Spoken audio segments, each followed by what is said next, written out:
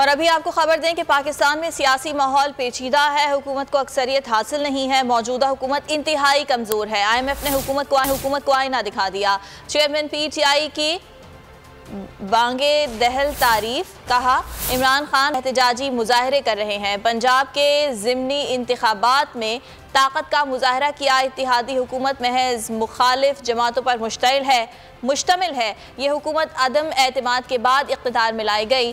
IMF ने country report में बताया हुकूमत का आईनी मुद्दत पूरी करने का इरादा है। हुकूमत ने अगस्त 2023 तक मुद्दत पूरी करने की ख्वाहिश बताई है। IMF रिपोर्ट में वाज़ेह किया गया कि रवां साल महंगाई की शरह 20% रहने की तवक्को है।